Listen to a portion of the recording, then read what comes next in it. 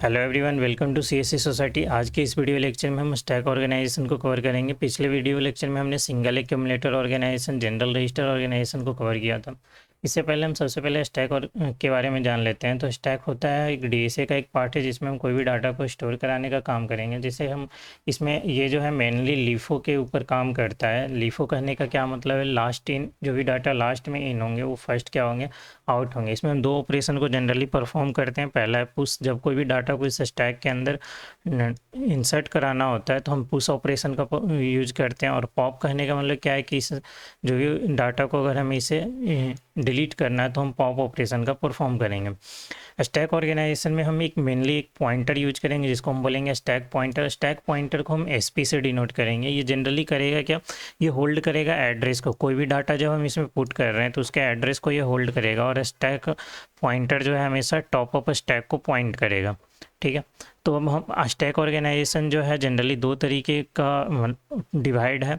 पहला है हमारे पास रजिस्टर स्टैक, दूसरा है मेमोरी स्टैक। नाम से ही पता चल रहा है रजिस्टर स्टैक। रजिस्टर स्टैक को हम बिल्ड करेंगे इसमें यूजिंग द रजिस्टर। और मेमोरी स्टैक में क्या होगा कि मेमोरी के ही एक पार्ट को एज अ स्टैक के रूप में यूज करके उसको इम्प्लीमेंट करेंगे। तो हम आ जाते हैं रजिस्टर स्टैक में। रजिस्टर स्टैक में हमने क्या कर रखा है कि हमने 64 रजिस्टर को यूज किया है। डायग्राम से समझते हैं इसको। हमने यहाँ पे टोटल 64 रजिस्टर लिया है, 0 से 63। अब इसमें हम जनरली दो तरीके का ऑपरेशन परफॉर्म करेंगे। पहला है हमारे पास पुश और दूसरा है हमारे पास पॉप। तो अब हम देखते हैं कि कोई भी डाटा को इस स्टैक ऑर्गेनाइजेशन में कैसे पुश करेंगे। तो सबसे पहले हमारे पास जो स्टैक पॉइंटर है जो कि क्या होल्ड करेगा, हमारे पास एड्रेस को होल्ड करेगा और यह हमेशा क्या टॉप ऑफ स्टैक को पॉइंट आउट करेगा। तो इनिशियली में स्टैक पॉइंटर हमारे पास कहाँ है, 0 है। अब जैसे ही हमें ए डाटा को इंसर्ट कराना है तो हम क्या करेंगे, स्टैक पॉइंटर सबसे पहले खुद को क्या कर लेगा, इंक्रीज कर लेगा। तो इनिशियल में देखें तो स्टैक पॉइंटर कहाँ था, हमारे पास 0 पे था। अब जैसे हमें इसमें कोई भी डाटा को इंसर्ट कराना है तो लेट सपोज हमको ए को इंसर्ट कराना है तो स्टैक पॉइंटर अपने आप को क्या कर लेगा, एक इंक्रीमेंट कर लेगा। तो स्टैक पॉइंटर यहाँ से क्या कर लिया, एक इंक्रीमेंट कर लिया। अब हमारे पास जो डाटा रजिस्टर यहाँ पे है डीआर, क्या होगा यहाँ पे डाटा रजिस्टर, जो भी डाटा को हमको इंसर्ट कराना है, यहाँ पे ए को इंसर्ट कराना था तो डाटा रजिस्टर का जो भी डाटा है वो स्टैक पॉइंटर के डाटा में जाके क्या हो जाएगा, स्टोर हो जाएगा। तो हमने यहाँ पे डाटा रजिस्टर का जो भी डाटा था वो किस में जाके स्टोर हो गया, स्टैक पॉइंटर में। सेम अगर हमें बी को कराना है तो फिर से अभी हमारे पास जो स्टैक पॉइंटर है वो कहाँ आ जाएगा, ए को डिनोट करेगा। अगर अब हमें बी डाटा को इंसर्ट कराना है तो फिर किससे क्या हो जाएगा, स्टैक पॉइंटर खुद में एक क्या हो जाएगा, इंक्रीमेंट हो जाएगा।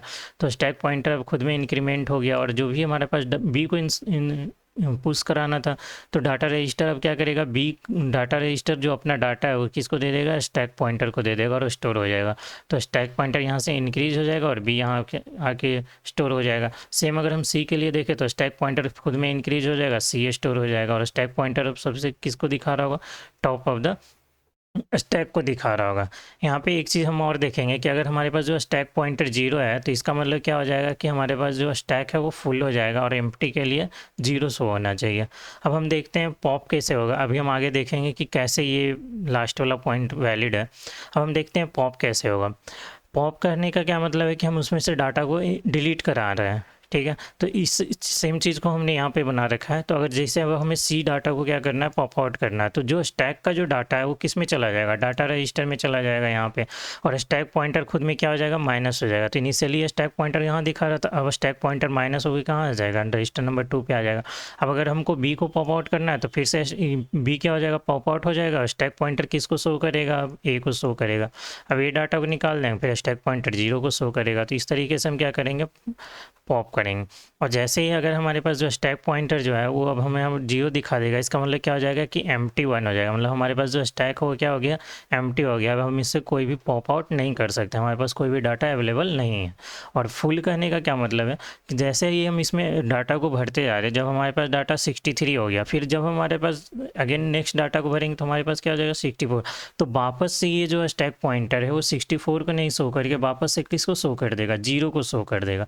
इसका मतलब क्या हो गया कि हमारे जैसे ही स्टैक पॉइंटर 0 है, इसका मतलब क्या हो गया, हमारे पास डाटा फुल हो गया। तो ये हम बोल रहे थे कि पुश में ये ऑपरेशन परफॉर्म करेंगे।